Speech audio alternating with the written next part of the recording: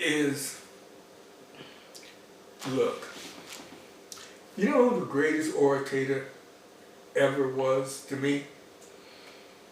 When you look at all the preachers, I mean, Martin Luther King was great.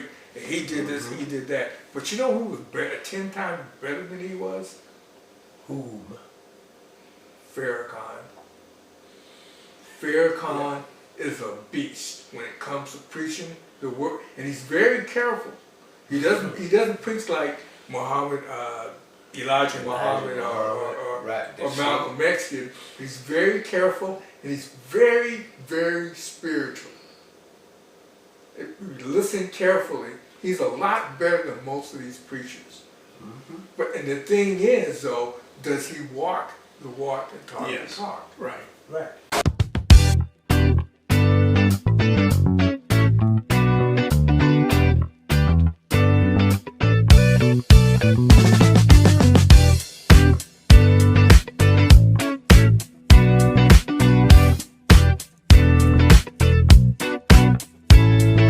Hey, good afternoon, good morning, good evening. How y'all doing? Welcome to another episode of Old Black Men Conversation. I am one of your co-hosts, Brother David Harold Dudley III, aka Sweet Sunny D, aka Katie, aka Cool Breeze. You may be. I may be. Okay, I am. I am the real Cliff Barnes, and I'd like to say greetings and salutations.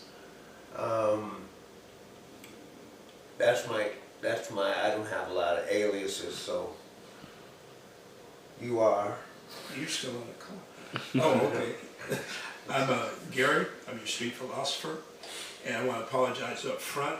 I now wear hearing aids, but I forgot them at home, so things sound muffled to me. Like one of your aliases was Maurice. Is that what you said? More streets. More streets. More streets. More stress, streets. I'm on. Okay. Anyway. That's what muffled sounds like. Yeah. So Brother Luke can't be here today, but he sends his love and greetings and to all the fathers out there and the people who know some fathers or some uncles that did things to help them be better citizens. Hold up. What, am I missing something? What? Am I missing something? What? Why is he sending greetings to the fathers? Father's Day is coming up. In When? June. In June. Next month. Okay, I thought maybe it was tomorrow or something the way he was talking. It's Well, like, didn't we just have Mother's Day here recently? Yeah. So Father's Day will be the following month. right. And I understand that, but the way he was talking, it's like it's going to be no, tomorrow. It or wasn't. something. It wasn't as close as. But you can start. You can honor fathers, mothers, grandparents, whatever, every day of the year. So that's pretty much a. Yeah, and plus there's a holiday coming up, and that's usually a holiday. Father's Day is a holiday, right? And you said it like, hey, the next holiday is, which is not true. The next holiday is Memorial Day. Memorial.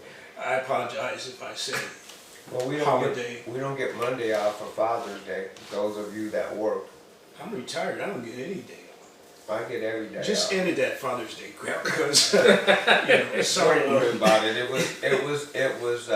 You know, we can keep honoring fathers every episode until Father's Day if you like. However, Yeah. Okay. Hey, but check this out. This has been kind of bugging me. So, I'm cruising, reading articles, and I see where First African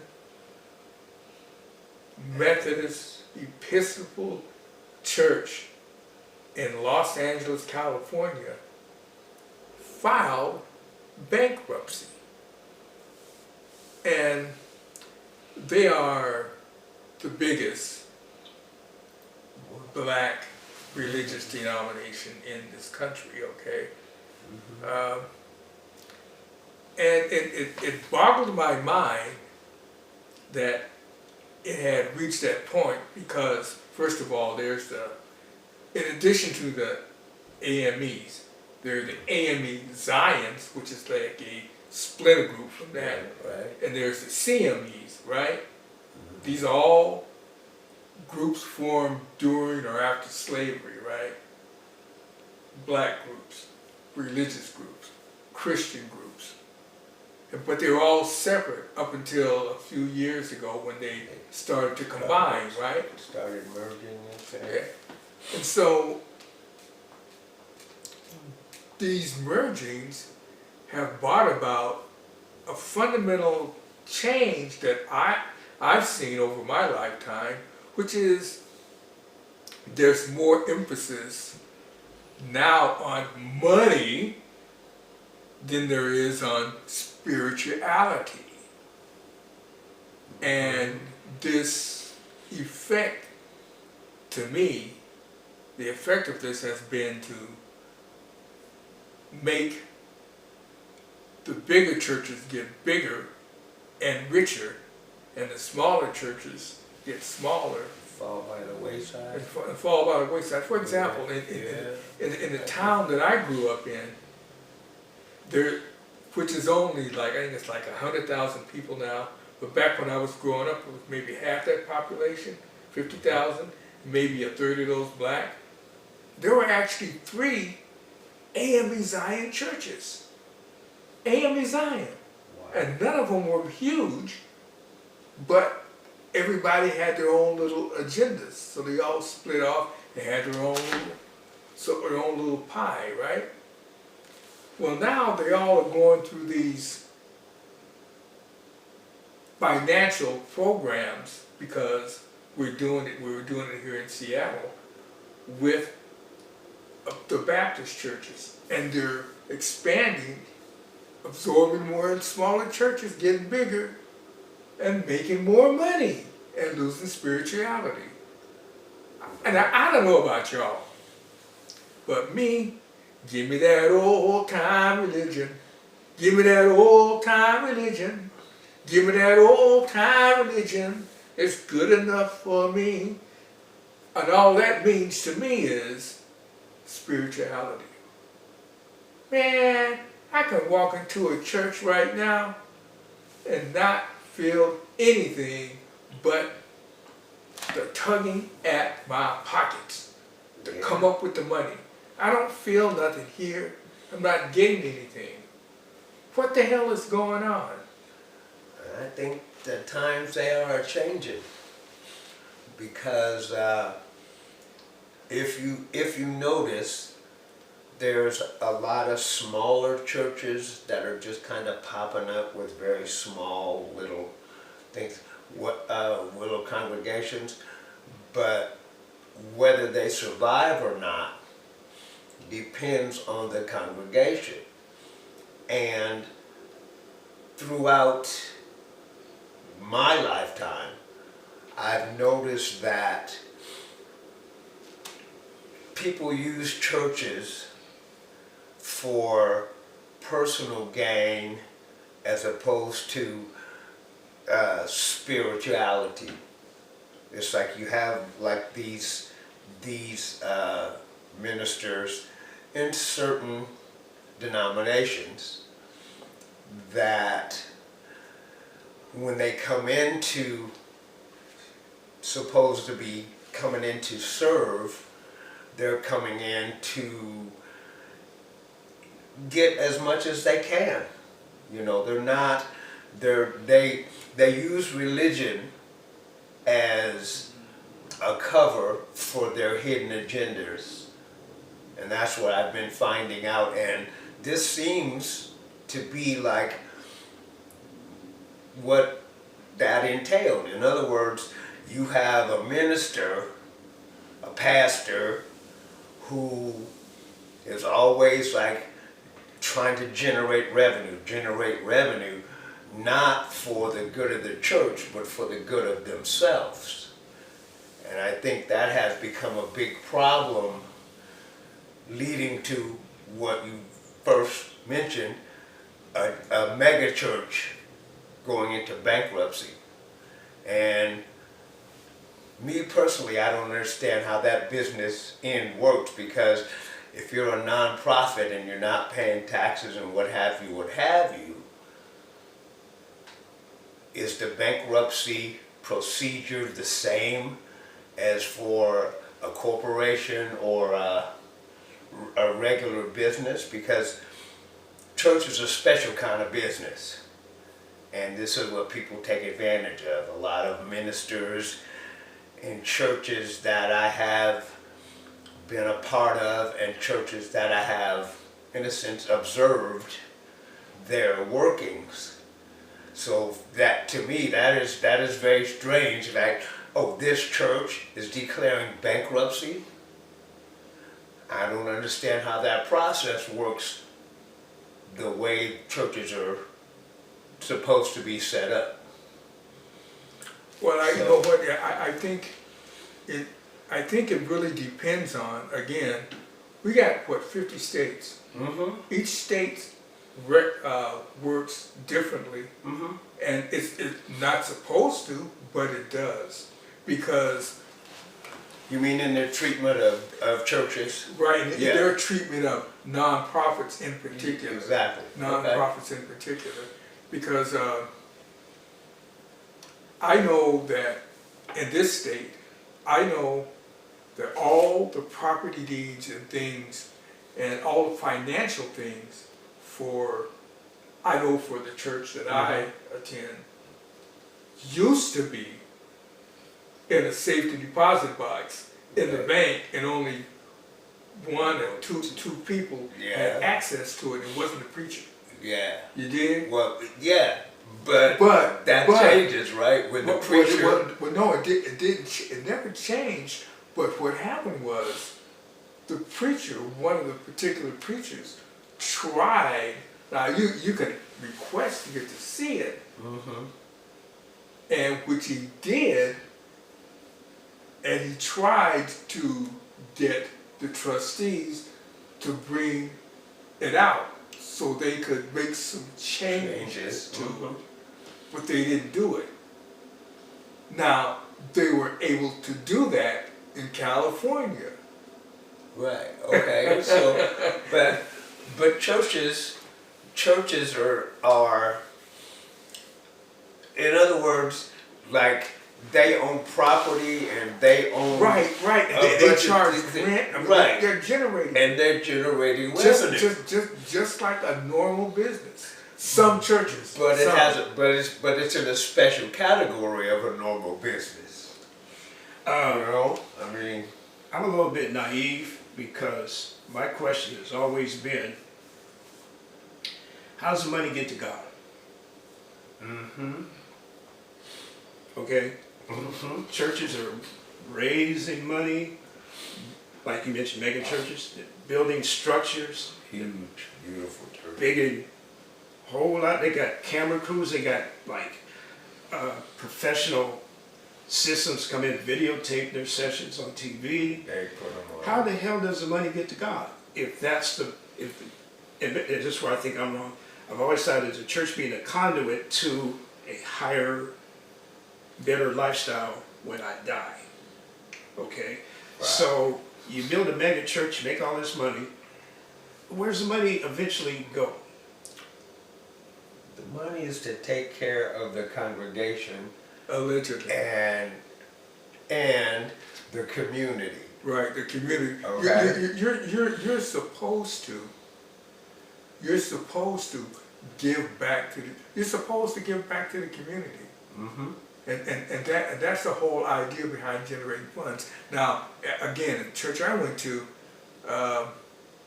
one of the things that I did was because I'm telling these young people, yeah, y'all need to give back to the community, you know? Right. And I ain't getting, and they ain't seeing nothing giving back. So we started doing lunches, Right. right? And initially we started doing that out of my pocket. Now the church should have been doing that, but they weren't, because they weren't generating it. They were too small to generate any money. But I did it out of my pocket. But eventually we went to banks, said what we were doing, made presentations, and banks gave us grants to do that. Okay? Now, we did that, but we didn't generate any money from it, Right. but we actually used that to feed people, Right. to And- clothe people. Yeah, We and actually did that. that's But giving back. everybody doesn't do that, and that's what they should be doing. Okay, let's talk about should be. Mhm. Let's talk about No, enforcement, either moral enforcement, spiritual enforcement, or legal enforcement. Yeah, we all should be doing something better. We all could be. But how do we enforce that? The mega churches, what are they giving back? What do they talk about they're giving back? And really, who cares? well, they say, basically the deal is, you have this church, Church A, you have this church, Church B. Now, Church A has an agenda, Church B has an agenda. In my mind, I think they both should be working together to create a better environment for themselves and the communities that they allegedly serve. And that's not what has been happening in a lot of the churches and a lot of the, like I say, I have known, personally, I have known pastors who, I guess we could say, prey on some small churches. There's different ways that pastors are assigned and appointed or elected or whatever, and and some religions, some forms of religion, they have you guys Denominations. have that denomination have a rotating pastoral system. But in other religions and other denominations, you get pastors who dig in and everything is about them first, and then the church that they're supposed to be the head person in. And that creates a problem. In my mind, that's a problem. So, I don't care what religion you speak of, you believe in, you're for. I don't really care if you're doing right by humanity, then fine. I don't care about your religion. But okay, when these pastors or whatever, they're going through the Bible, what are they preaching from the Bible from? And okay, let me rephrase that so it sounds differently. Hey, And what part does the Bible come in that says, okay, I see here, what's your Bible say? It says the same thing. Why are they not churching from what's in the written book? Because it sounds like a lot of this, I'm just making, not me personally, they're just making stuff up yeah. because you believe in them, because I think it's a person. You believe in that person, which is why you go to that church. Now this is where I could be naive, like we talk about the small churches on the corner. That was a person, somebody believed in what that person had to say, and then other people believed in it. Pretty soon, he had a church, a storefront, whatever. Sure. People were coming because of their conditions or whatever. I believe in what this person is saying. And this is where I'm naive. If this person is talking from the Bible, and the mega church person is not talking from the Bible, how do I have it wrong? Well, they, I think what you're missing is they all are talking or preaching or trying to teach from the Bible. What's different is the interpretation, because guess what? The KKK justified what they were doing back in the day from the Bible. Right, using the Right, Bible. right. You dig? So I mean,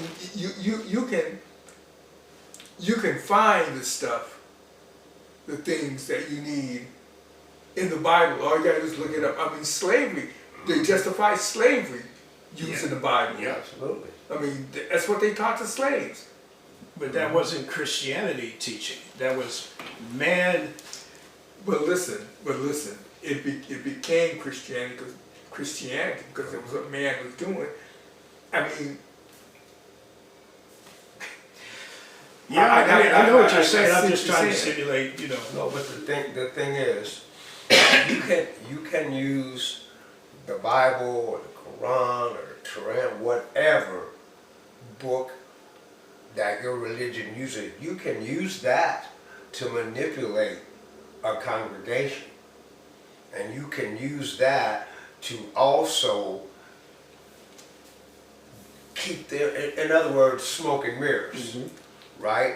I'm saying one thing, and I want you to do that thing, and that is the right thing to do, whereas you, on the other hand, I'm different because I'm above you. right. I'm above you. See, I mean, you can manipulate people through religion, because people believe that if you are Okay.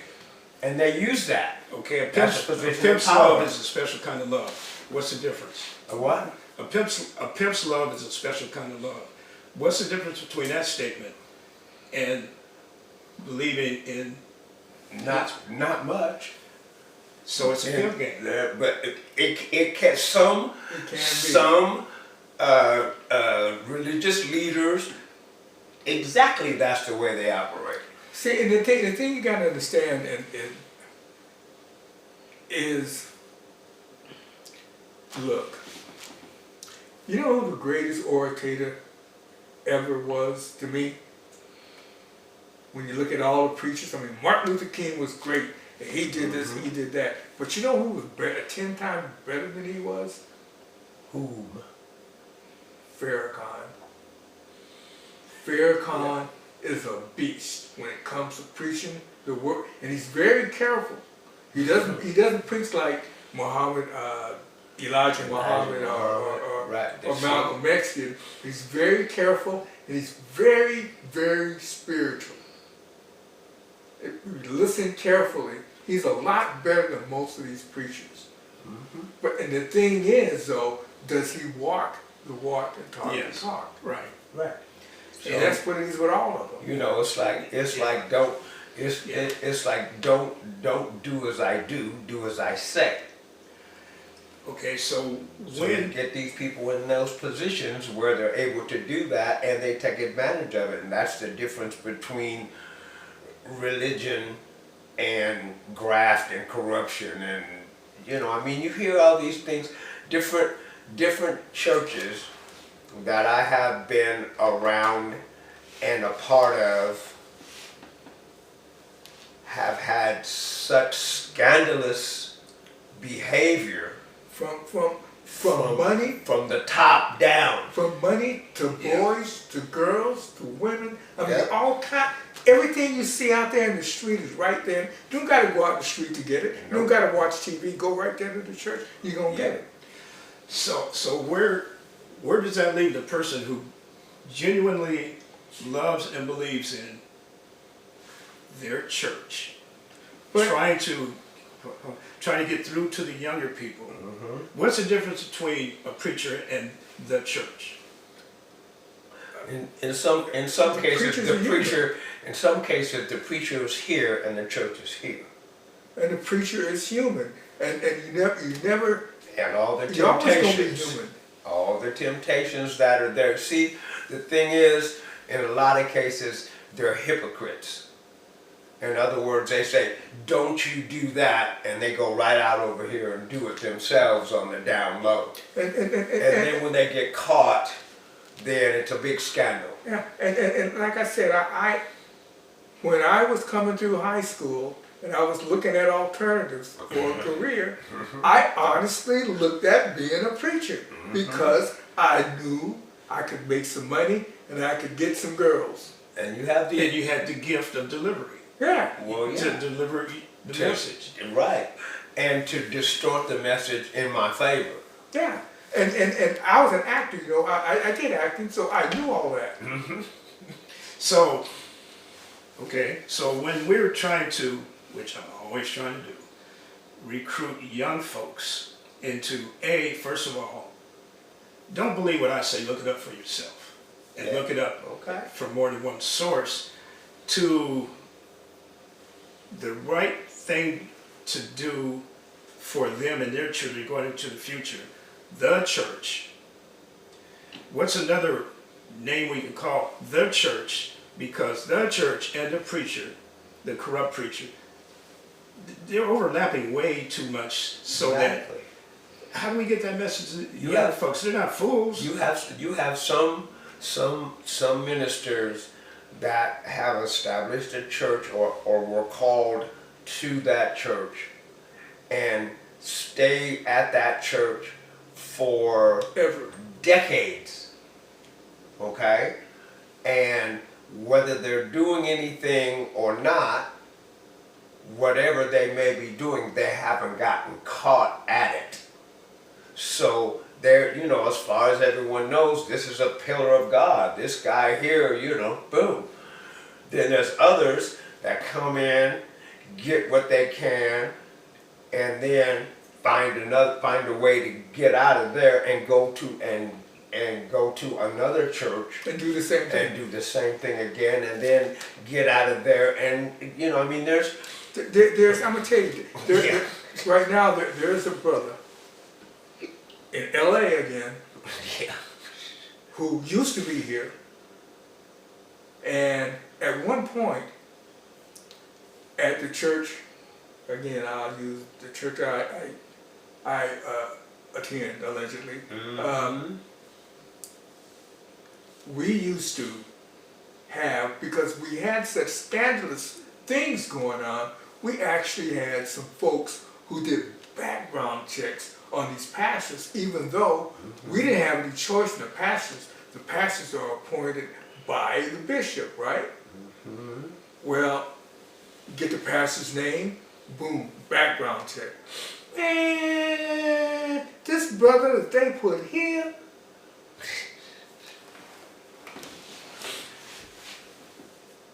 he and I'm not gonna mention the southern states he was in, but he was in 3 southern states and got sued in all of them, and he was in different denominations. He switched denominations. But he was doing the same crap. The same crap. And they put him here. Okay. So And we was in, I ain't gonna tell you who, but he physically almost got into it with a brother up here, physically. And he almost got into it with me, actually, I mean, because of his corruption or because of because of all of it, because of his who he is, spirituality who he wasn't was. right. Okay. He wasn't right. it's because wasn't of right. he was Okay. he was using and continue to use his status, To his get, position to advance his hidden agenda. right. And you don't and you know when a congregation gets a minister, at least in the denomination that I'm familiar with, you don't know if there is an agenda or if it's hidden or not. You really gotta let it kind of play out a little bit Got to to. see what the hell is going on, because you don't know. Right. And it's unfair to label somebody when they're just been assigned. You just don't know. But that whole, you just don't know, that's this whole big in 150-point bowl, Helvetica, that's the wrong way to start out. Like, Well, the whole thing I is just don't know my church. you exactly in some cases, okay, it's like the church and the denomination that he's talking about operates a little differently than The Baptists. The Baptists, which I'm familiar with. And Baptists, it's like the church I was going to, there was a minister there that was there for decades until he retired and became what do you call it, emeritus or whatever, you know, but still getting benefits from the church. But he had been there for decades. Now, since he has retired, the congregation couldn't decide on a replacement for him until, well, I think it's taken them A while. several years and 3 or 4, because what happens is when a pastor comes in, his ideas are here, church's ideas are there. Now, part of the church will follow his ideas. Okay, that's more progressive than whatever. But then you have another faction of the church. In other words, the ideas that the pastor wants to implement splits the congregation instead of bringing it together. Okay, you've had the pastor who's been there for ad infinitum. He's retired. He retired. He's emeritus. He's whatever they call it when you're still around after you retire Right. and have not met your demise that yet. Tenure. Yeah, exactly. But he's had, you know, I mean, we're talking, wow, 50 years. So he must have, this is my assumption, jump on in there if you want to. 50 years is a long time to me. He must have been doing enough right in terms of the teaching of the Bible. And building the And congregation, building the congregation. taking care of the community, Okay. bringing in, having programs that young people wanted to be a part of, so that Okay. you had a congregation that was ongoing. Okay. Okay, he successfully did that, and whatever little foibles he may have had, they covered up, or they let it slide, or whatever the hell. But the whole point is, he on the surface was doing far more positive things than negative things. But you don't find that a lot. Usually you have a lot of short tenured people, mainly because, first of all, they don't vet them enough. They go, oh, background check and blah, blah, blah. And so the people they may be checking with may just be trying to get rid of his ass. So they said, oh, he's fine, go ahead and take him. Yeah. You see, that's, The Catholic Church is good at that. the Catholic, that's a whole nother denomination. Yeah. But we're talking between the system that the AME Zion Okay, I'll stick. Yeah, right. denomination uses compared to Baptist, totally different thing. And then you have ministers right now today in Seattle who have gone through, shall we say, some rough times and still manage to be the head of that particular congregation. So, you have a minister, been there 50 years, doing enough of the right thing, obviously, with giving back to the community or whatever, not getting caught with his little foibles. or With whatever. it and fingers in the cookie jar, none of that stuff. Or the Exactly. jar, yeah. Yes. honey jar. So, now he retires. He wasn't forced out. They didn't run him out of town with a torch and a sieve. Exactly. He retired. This new guy comes in. Why would the church not demand that he continues along the same path? Why that would you has do been? that? As I said, his ideas split the congregation. There were some people that Yeah, said, you hey, did say we want to go exactly the way we've been going all these years, and it's been successful for us, and we have prospered. Okay? This guy says, nope, here's what I want to do. I want to make it more corporate. I want to make it more, different ideas as opposed to the ideas from the 50s and 60s. Let's bring it into the 21st century. Okay? That split the congregation. Yeah, you did say that. And so what happens is that pastor, that first pastor started another church and took a good portion of the congregation with him. Yeah, Right so out- right out- real, right yeah, down the right street down, there. yeah, Okay, I mean, yeah. yeah.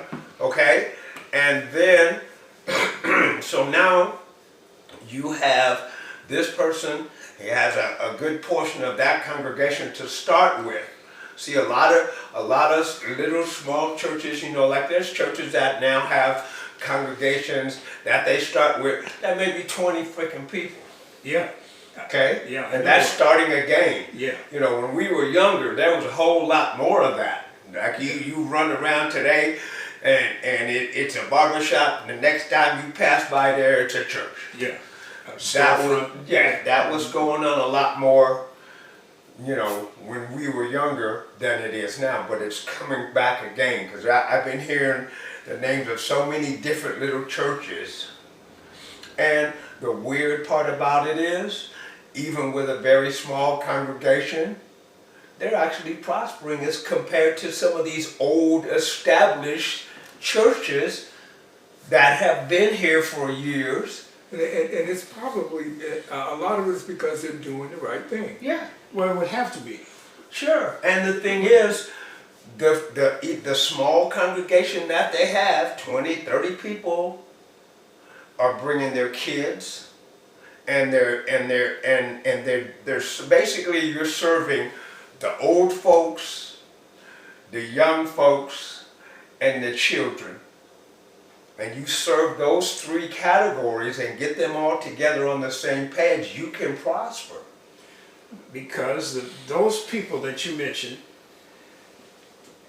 they didn't just drop out of a spaceship and landed here. No. They've been through this with the churches, And they've seen it, and they're saying, okay, this is the right And message. they to be a look, part of this. I know people that have been a member of 10 different churches. Yeah, me too. Find the 10 different Find the churches church that fits. because Yeah. because the minute things don't go their way, now this is the congregation, yeah, then they jump churches. yeah, And then things ain't going right there, so they'll go to another one, whatever. Sometimes they've been driven out of churches and like, man, what is this guy saying? Fuck that, I'm gone. yeah. And then they move because of that. But the whole thing is, you don't have a universal belief that this should happen, this should happen, this should happen in every church, because human beings are involved.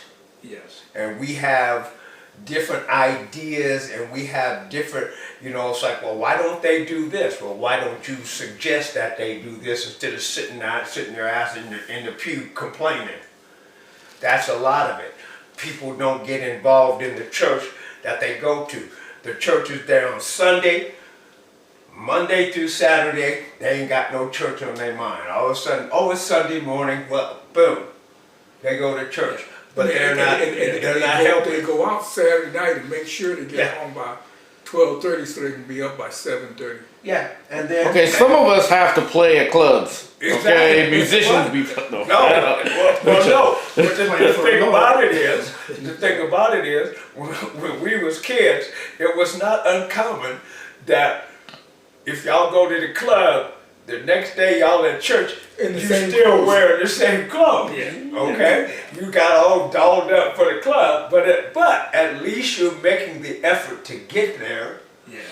Okay, and that means that church, that denomination, that whole operation you're in favor of. So now, you know, like we used to go, we used to visit each other's churches when we were teenagers. We were young teenagers. We were, you know, going like junior high or into high school. We would visit each other's churches because we'd run into people at the club. And they say, yeah, what church you go to? I go to this church. Oh, I go to that church. Yeah. Oh, well, y'all come over and visit. Right? And so there's times where there'd be like a half a dozen of us. We would go to this, you know, this church over here and visit. We knew people, and we would absorb ideas and see how things were run. Yeah. But as we got older, like in my case, the church just ran me the hell off. I was like, this cannot be a way to operate as human beings, yet alone the church. Yeah. When you got guys fighting, and you got guys with confrontations, and you actually have people bringing firearms to a goddamn church meeting. Wait a minute. But last week that You know? church my caregiver for my mom goes to, they somebody brought a gun to a recital. I was like, Yeah. because I admit I'm naive. My experience, closest experience with the church was New Hope Baptist Church. Uh-huh. And I would see, first of all, it was all day. And then Dude. I got tired of hearing it. I'm almost finished and I'm dying in there. And I would see people I know, but it's like they ain't practicing none of what Hey, is being taught in here Monday through Saturday. dude, when But- we were You know, it's confusing to me. elementary, junior high age, we would be in church all GD day. Yeah. We would go for Sunday school, we would stay for church, we would be on the usher squad or singing in the or the usher. So there'd be a free food. They would have their little thing, right? After that was over, we'd still be in church. This is now we're talking 4, 5 o'clock in there. Then we used to go to what was called BTU, Baptist Training Union. And they taught us, tried to instill in us the ways of the church, the ways of Christianity, the ways of our denomination. And, like I said, we'd go to church, it'd be like a shift. We'd go in at 9:30, we didn't get up till like 7 at night, That's like a job. That was your job. And that was it. But the thing is, you had people there who believed that was, if you're around church people and you're around the right church people, then you become a good church person yourself. That was the theory.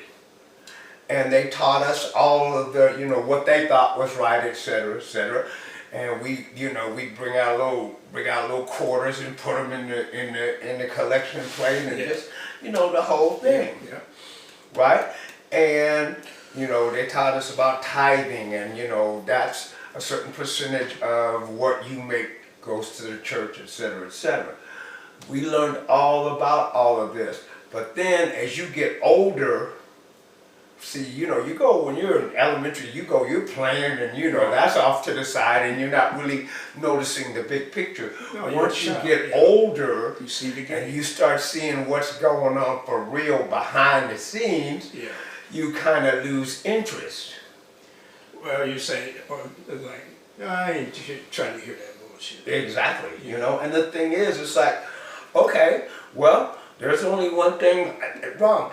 If I hear you saying this is wrong at church, then I see your butt at the club doing this, and this, what you told me was wrong. Right. What am I supposed to believe in? What am I supposed to believe? And so now that's how we're losing the youth now. Exactly. So now what's the difference between a person who is a believer and a person who's afraid not to believe? Because they both may... Yeah, like people trying to hedge their bets. Yeah. If there is a heaven, I want, Yeah. If there is a hell, I don't want to go, yeah, of course. I wonder if I do that. Yes, But yeah, I mean, but that's not, basically, that's not truly believing in what the churches were allegedly trying to teach. In other words, I want faith. You do things on faith. Faith is like, you don't question it. You do it because you believe in it. You do it because you believe in God or Allah or Buddha, whoever, whatever your beliefs are, you believe in that, and that's faith. That's not just because this guy's doing it or because that guy's doing it. You believe in it because you were taught this is the correct way to do things in your life. And as you grow older, your position may or may not change. okay. Now, I have a little bit different take on it. I believe that faith is you can't really explain it. Mm-hmm. You can't explain it. It's not what it's. I know that my foot is going to hit the ground. Mm-hmm. I know it. That's faith. Now, what happens when it don't hit the ground? Well, I must not be alive then. Mm-hmm. But by the same token, Well, that sounds like love. Can they be the same, faith and love? Because how do you prove love? How do you Well, I just know. see? I Is- just is know. that like and, faith? and it's a feeling. It's a Okay. feeling. You know, the best way I can describe it is, I've always had this feeling, and one day up at that church, we were going to go sing. I was singing with the youth choir. I wasn't a youth then, but I was in the choir. And the preacher came in to pray for us before we went out, to pray with us. And all of a sudden, I just had this incredible sense of well-being and tingling in my entire body. And once he was done, it didn't go away. I mean, that was like that for maybe the whole day. But I remember that feeling, and I knew, and I knew that I knew that I knew that I knew that I knew. So maybe that answers my question. Maybe they are one and the same, at least for you. So now, getting back to young folks, is it important, based on what we've experienced and what we know, that young people believe in the church at all? With what we know about the corruption and all the BS, is it important that to this generation that they trust the church or believe in the church? I personally, the church is an institution. No, no more, no less. Huh? An institution, no more, no less. that's all. An Okay, institution. okay. And I think that young people should be given the opportunity to experience some faith-based stuff as well as other stuff, other things, and form their own Okay, opinion. That's what I believe. yeah. And the whole thing is, as I say, when we were young, we were given a chance to experience it, and as we got older, other influences came in, and you know, when you realize that there's corruption and stuff in this particular church, you don't give up your faith, but you give up your faith in this building. You That's know? how it starts. A lot of times, something will happen, and see that's the problem. Like my dad said, the church in and of itself, I think, is just a tool. It's just a place. But the relationship with God part is what we're supposed to focus on. And But that's- because we are people, what happens is you have this place called church, and now a hierarchy needs to be set up. Now, according to God, there is a hierarchy according to God. What happens though, as people get in these hierarchy positions, and then they start doing their own thing, and now everybody's people's opinions and things. So somebody ends up a head of a church does something, and it hurts somebody's little feelings. For whatever reason, maybe it was a genuine thing, maybe that person's really tripping, but whatever reason, they got hurt. And it starts there, well, this church, this pastor, they hurt me, I don't want to go here. and they'll go somewhere else. And that's why you get church hopping, and also that's how people just Right. phase out and be like, well, one church did it, that means probably all They're churches all do like it. that. Yes. That's that generalization blanket statement that they put on black folks. Well, black folks do this. Well, no, them niggas over there did that, Right.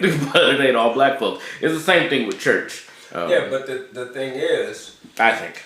when as I say, speaking personally, when I started realizing what was going on not only in my church but in several other churches in the community, in the area, I lost faith in church, but I didn't lose my faith. I didn't lose faith in God. I didn't lose faith in religion. I just lost faith in that building and the people that's in it. Because they was, if I stayed there, that's detrimental to me. I'm not experiencing what I was raised to believe and the way I was taught to do things. You know, I still have my beliefs, but I just don't have my trust, I guess. Undying, unwavering. You know, I mean, as far as God's concerned, you know, that's blinders on. That's right there. Okay, that's my belief there. But as far as this peripheral crap, where this guy in this church does this way, and this guy in this church does this way, and this, you know, that's not positive to me. That's not helping me. You know, God is going to help me. My faith, my belief is going to help me. Not this guy over here in this big fancy cathedral monster mega church. I don't care. If I'm getting something out of it, I will go to that church. So is it safe to say in your situation, because of your belief in your relationship with God and your faith, you don't need a church? Theoretically, no one does, okay? I mean, that's been debated for years and years. And supposedly, the church is here, okay? Well, you know. what happens is that's part of the struggle that people have with churches. God does say to commune with people. Right. Basically, not in these words, but he says, go to church, go and be around other believers so that you can encourage yourself, so that you can be encouraged to keep walking the straight and narrow. That's the whole purpose. But like I said, people be peopling. What happens when you get a bunch of people in a room together and start talking? You know, if it ain't led correctly with the proper pastor doing what God told him to do, you got people going crazy inside this building, start bickering and arguing and And it's usually over revenue. It's usually over. I think the money should be used this way. I think the money should be used that way. I think they need more money. And we got we Y'all don't have to enough. give more. You We don't have to. Y'all ain't exactly. I remember that. You know. And the whole thing is, you lose the whole purpose that you're there. You're there to commune with like-minded people. You're there to commune with people who believe the way you believe. You're not there to make money and be, you know, like on the stock market and shit. That's not why you're there. You're there because of your beliefs. But that has been lost over the years. And then you find out that the whole time you were thinking this person would enhance your beliefs and you know, commune and be like a church family, that's gone. That's out the window. And then also you have churches who have no particular outreach situation. They're not trying to bring people in.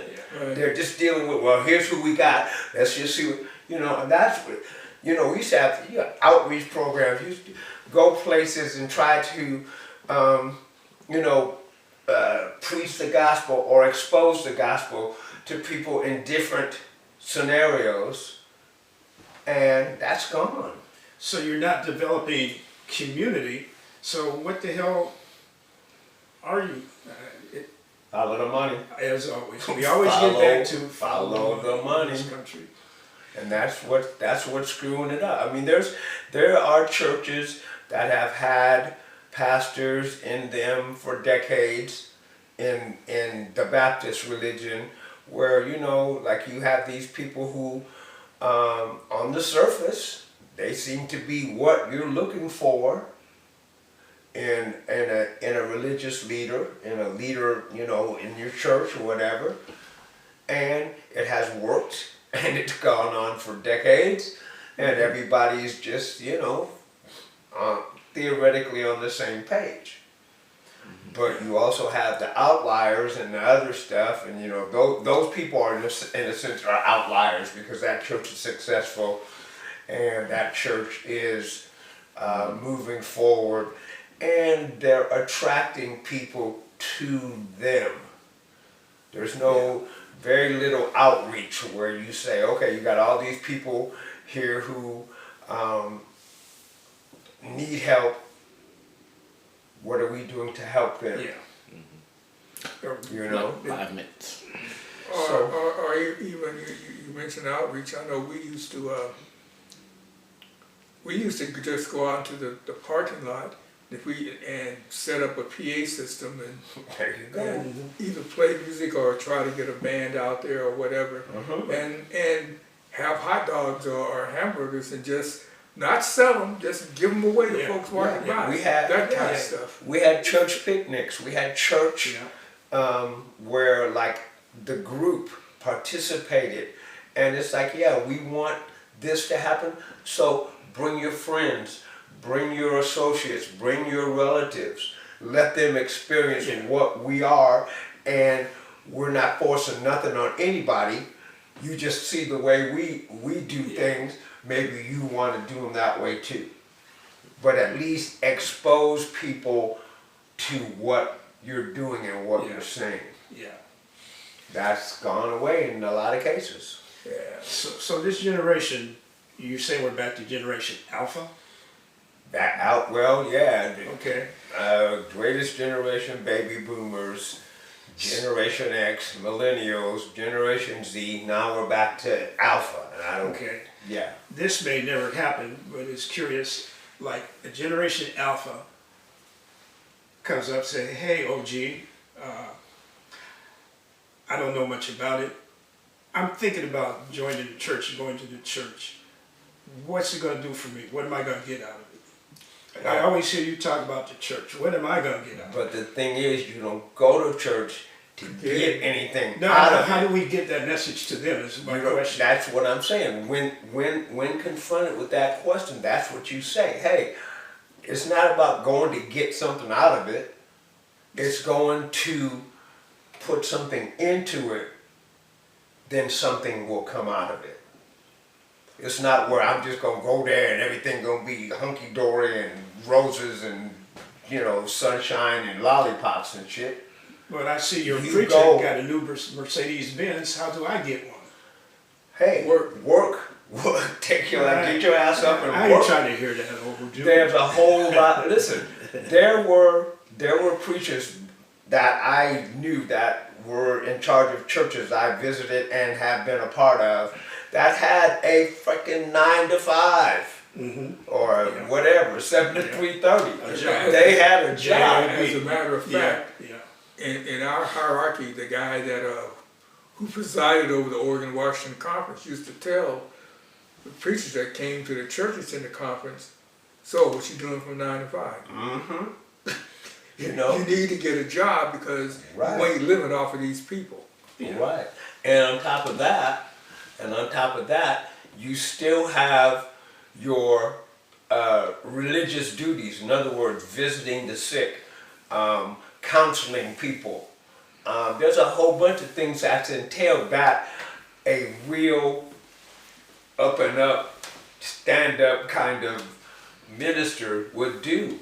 Old time religion. Old time religion. Yeah. And that's what it is. And the thing is, you don't have like you know, well, okay, they gonna buy me this new Mercedes and they gonna get me this big old fancy house and all that. That wasn't what you was there for. That wasn't what you was worried about. Although that does happen. It does, oh boy, That howdy. does happen. Anyhow, But anyway, yes. so I don't know what polygamy has to do with anything, but that word popped into my mind as you were talking. I don't know why, but anyhow, it's time to get up out of here. Okay. It's been a stimulating conversation on spirituality and that old time religion. I'll see y'all next time. Peace. So I don't know. Or not. That old time religion, I would love to see it come back, and hell, I'd love to be a part of it. However, thanks for tuning in, and as I say, if you like us, you know, tell your friends, tell your relatives, tell your acquaintances, your co-workers, tune in. And if you didn't like us, find somebody else to hate. I'm the real Cliff Barnes, and everybody be. Dudley. We don't have to. We Okay. gotta get a theme song. Anyway, Yeah, I went off the rails a little bit. I apologize. Well- Anyway, I enjoy this conversation. I hope y'all get something out of it, or at least talk about it, and get back to us. Get back to our producer absolutely. at what's the Say name? it loud, you two. Say It Loud YouTube. Anyway, be well, stay safe, and try to find some heat because it's cold outside. I don't know what's going on with the weather. It's 59. We're paying for that 85 we had before. We're paying for that anyway. Anyway, bye y'all. Peace. Peace or not. Peace and power.